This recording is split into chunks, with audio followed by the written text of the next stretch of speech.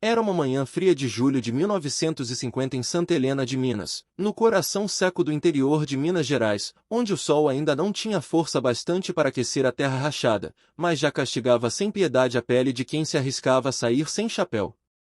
No rancho simples de taipa da família dos Anjos, o fogão a lenha chiava baixinho com o resto de café requentado da véspera, espalhando um aroma amargo pelo ar. Maria Clara, que acabará de completar 18 anos, partiu com cuidado o último pedaço de pão duro em 3 partes iguais, uma para o pai Antônio, outra para a mãe Zuleide e a menor para ela mesma. Mãe, a senhora come primeiro, disse ela, estendendo o pão com a mão trêmula. Zuleide balançou a cabeça devagar, os olhos fundos de tantas noites sem sono, o rosto marcado pela preocupação constante. Quem come primeiro aqui é a fé, minha filha, respondeu com voz rouca. Maria Clara deu um meio sorriso triste. E a fé tá magrinha ultimamente. Do lado de fora, Antônio afiava uma faca velha contra uma pedra, mais por hábito do que por real necessidade, o som ritmado ecoando no terreiro vazio. A última seca havia sido impiedosa, levará o feijão, o milho, as poucas galinhas que restavam. As dívidas, que antes eram apenas sussurros tímidos nas conversas com vizinhos, agora gritavam alto pela porta entreaberta, ameaçando engolir tudo que a família possuía. Foi então que Nicanor apareceu no horizonte, descendo da carroça puxada por um cavalo marrom lustroso, de raça fina, que contrastava duramente com a pobreza do lugar. O agiota da região usava um terno claro amarrotado e um chapéu torto na cabeça, mas seu olhar era afiado como lâmina. Antônio, hoje não vim para conversar, vim receber, anunciou sem descer, a voz seca como o vento que soprava poeira. A colheita tá para chegar, seu Nicanor. Se Deus quiser, eu pago tudo, respondeu Antônio, erguendo-se devagar, o corpo curvado pelo peso dos anos e das preocupações. Nicanor deu um sorriso torto, de canto de boca. Deus quer muita coisa, mas quem decide sou eu. Seus olhos penetraram a casa simples e pousaram em Maria Clara, que segurava o pano do avental como se fosse um escudo. Zuleide atravessou a sala num instante e se colocou firme entre a filha e aquele olhar predatório. Aqui não tem gente para vender, disse ela, a voz tremendo de raiva contida. Nicanor não se abalou. Não brinco com orgulho, dona Zuleide. Brinco com números. E os números dizem que até sábado eu levo tudo, casa, terreiro, o tiro da senhora. E seu Antônio pode até ir preso por calote. Maria Clara sentiu o peito apertar como se uma mão invisível o espremesse. Não era medo por si mesma, mas o pavor de ver os pais desabarem de vez, humilhados e sem nada. Naquela mesma noite, quando a escuridão já cobria o rancho, o capataz Severino chegou a cavalo, o animal bufando no frio. Falava manso, mas direto, como quem traz recado pesado. Seu Antônio, venho em nome do patrão João Batista. Ele assume toda a dívida com Nicanor. Em troca, a moça vai morar na fazenda São Bento. Terá quarto próprio, estudo, respeito. O patrão quer conversar com ela antes de qualquer decisão. Zuleide avançou como uma leoa. Respeito não começa levando filha dos outros à força. Severino ergueu as mãos em paz. Eu só trago o recado, dona. E o patrão mandou dizer claro, ninguém toca na moça contra a vontade dela. Maria Clara, parada na porta, falou com uma voz que parecia mais velha que seus 18 anos. E se eu disser não? Então não tem trato. Mas a dívida continua, e Nicanor vem com ordem de despejo na semana que vem. Depois que Severino partiu, o rancho pareceu encolher, pequeno demais para conter tanta angústia. Na madrugada, quando o silêncio era quebrado apenas pelo canto distante de um grilo, Maria Clara saiu para o terreiro e chamou a mãe baixinho. Mãe, se eu for, a senhora promete cuidar do pai e não deixar o Nicanor humilhar vocês. Zuleide abraçou a filha com força desesperada, como se quisesse fundi-la ao próprio corpo. Prometo tudo o que for preciso, menos perder você desse jeito. Antônio surgiu na penumbra, a voz rouca de emoção. Eu fui homem para te pôr no mundo, mas não tô sendo homem para te proteger agora. O senhor tentou, pai. A vida é que foi dura demais, respondeu ela, segurando as lágrimas. No dia seguinte, Severino voltou com um bilhete escrito em letra firme e elegante. Maria Clara, não aceito nada que a desrespeite. Peço apenas que venha conversar. Se resolver ficar, prometo estudo, silêncio e proteção. Se resolver não ficar, eu mesmo vou me entender com Nicanor. João Batista. Aquela frase final, eu mesmo vou me entender com Nicanor, grudou na alma dela como espinho. Por que um homem rico compraria uma dívida sem intenção de cobrar com o corpo de alguém? À tarde, Maria Clara caminhou até a cerca onde Severino a aguardava com a carroça. Eu vou, disse ela firme, mas vou inteira. Ninguém manda no meu corpo. Antes de subir, abraçou a mãe por longo tempo, sentindo o cheiro de sabão caseiro no avental, e segurou a mão quente calejada do pai. Isso não é culpa do senhor, pai.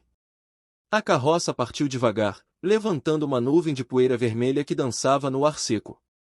A fazenda São Bento ficava no alto de um morro baixo, um casarão de janelas pintadas de azul, paredes grossas de adobe que guardavam o fresco, e um silêncio quase sagrado, como de uma igreja vazia. O cavalo marrom pastava calmamente ao lado do bebedouro. Severino guiou Maria Clara até a varanda ampla, e a porta se abriu sem pressa. João Batista apareceu, 28 anos, alto, moreno queimado de sol, camisa aberta no peito deixando ver a pele marcada pelo trabalho, olhos cansados mas atentos. Não havia soberba naquele homem, apenas um cansaço profundo. Seja bem-vinda. Meu nome é João. Eu sou Maria Clara. Ele baixou o olhar por um instante, como quem pesa as palavras. Entre. A gente conversa na sala. A sala era ampla, com retratos antigos nas paredes, um relógio de parede marcando o tempo com tic-tac constante, e um baú de madeira escura encostado no canto. Cheirava a café fresco e a lembranças antigas, faltavam flores, cortinas leves, uma voz feminina para aquecer o ambiente. Dona Isaura, a governanta idosa, apareceu enxugando as mãos no avental. Moça, já arrumei um quarto só seu. Roupa de cama limpa, bacia com água fresca. João apontou uma cadeira de madeira. Sente-se, por favor. Seguiu-se um silêncio longo, pesado. João tirou o chapéu e apoiou as mãos grandes na mesa.